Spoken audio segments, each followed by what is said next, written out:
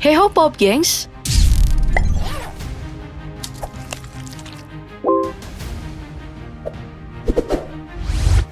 Dengan semakin majunya teknologi masa kini, industri persenjataan militer tentu terus jadi perhatian. Dari sekian banyak teknologi yang tengah dikembangkan, sepertinya kendaraan tempur amfibi menjadi salah satu yang paling mencolok. Mulai dari tank utama, kendaraan tempur infanteri, penghancur tank, hingga artileri swagerak telah dibuat dalam bentuk amfibi untuk menaikkan efektivitas di dalam medan laga.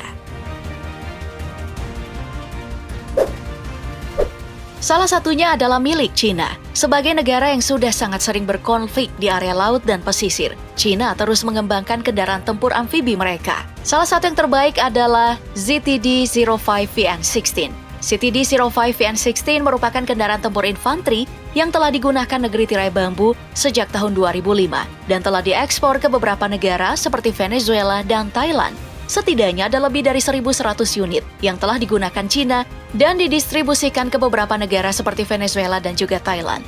Hal ajaib dari kendaraan militer yang memiliki berat 29,2 ton ini adalah kemampuannya menembak meskipun tengah bergerak di dalam air. Hal ini disebabkan desain yang mudah memecah ombak dan juga mudah mengikuti arus. Dengan senjata CVT-99 105 mm rifled gun, kendaraan ini bisa menjadi ujung tombak serangan pada penyerangan pinggir pantai. Apalagi kecepatan dari kendaraan bermuatan 8 orang ini mencapai 65 km per jam di darat dan 30 km per jam di air. Dengan kemampuan mutakhir ini wajar jika ZTD-05VN16 dianggap sebagai salah satu kendaraan amfibi terkuat untuk sekarang.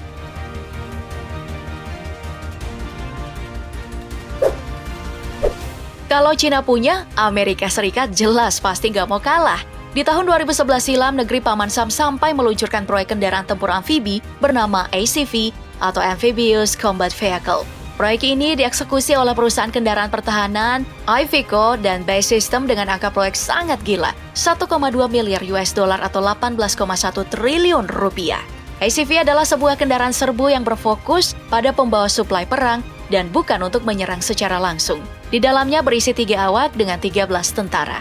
Kabin kendaraan yang memiliki luas 8,9 meter kali 3,1 meter yang diklaim mampu membawa segala jenis kebutuhan dengan total berat 3.302 kg. Untuk menjalankan tugasnya dengan mulus, ACV dibekali dengan mesin diesel 6 turbin yang mampu memberikan kecepatan hingga 105 km per jam di darat dan 27 km per jam di laut. Performa laut yang dimiliki ACV juga diklaim mampu beradaptasi pada kondisi lautan terburuk sekalipun.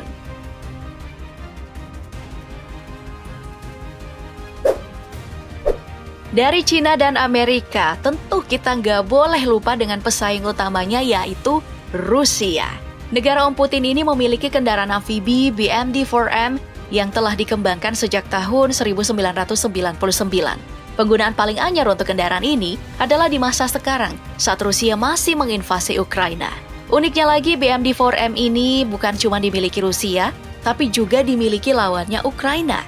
Dari segi spesifikasi, kendaraan yang dikembangkan Volgograd Tractor Plane ini memiliki keistimewaan di senjata utama yang bernama Bakchayu. Persenjataan utama ini mengarah pada meriam tank 100 mm yang mampu menggunakan peluru kendali anti-tank berkecepatan 300 meter per detik. Dengan rotasi bisa mencapai putaran 360 derajat dan ketinggian 60 derajat. Efektivitas dari kendaraan militer ini diklaim bisa memusnahkan tank tempur utama terdepan yang dimiliki lawan. Dengan didukung sistem radar line of sight beam riding atau LOSTER, tembakan BMD-4M mampu mengenai target dengan akurat pada jarak 5,5 km. Namun meskipun garang dari segi persenjataan, BMD-4M sepertinya agak kurang dalam mobilitas. Kecepatan di darat cuma 70 km per jam dan di air cuma 10 km per jam. Jadi dalam skema tarung kejar-kejaran, kendaraan ini jauh dari kata mumpuni.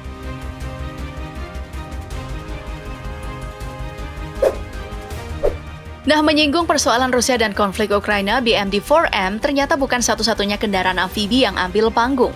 Kendaraan amfibi asli Ukraina yaitu BTR-4 juga membuktikan diri dalam medan laga tersebut. BTR-4 memang jadi salah satu kendaraan militer yang paling lama dikembangkan oleh Ukraina sejak tahun 2006 silam dan telah turun lapangan di Irak dan juga Ukraina.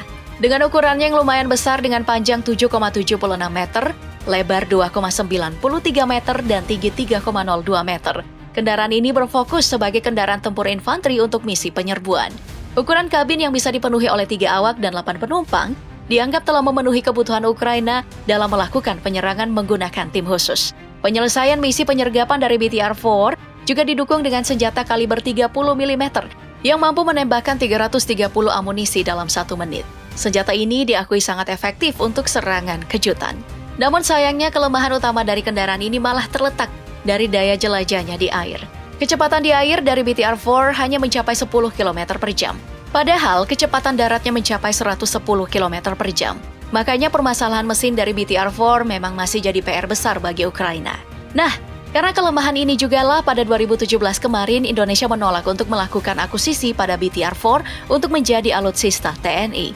Tapi uniknya, meski ditolak oleh Indonesia, BTR-4 malah diakui oleh Korea Utara yang sedang negosiasi membeli 200 unit.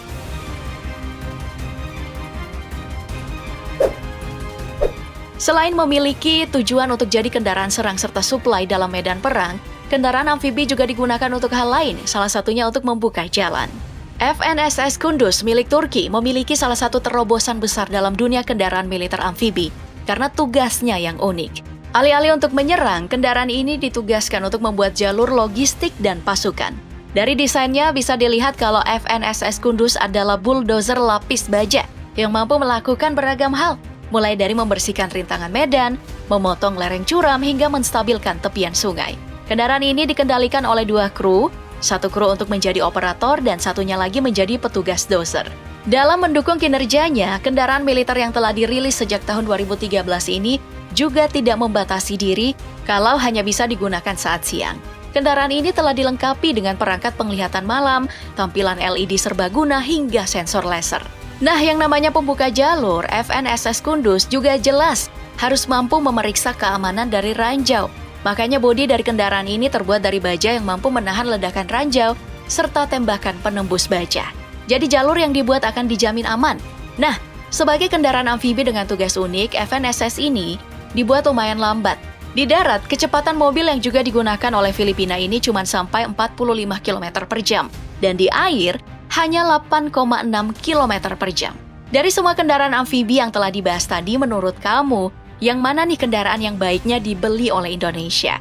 Sebutkan jawaban kamu di kolom komentar dan sampai jumpa di video berikutnya.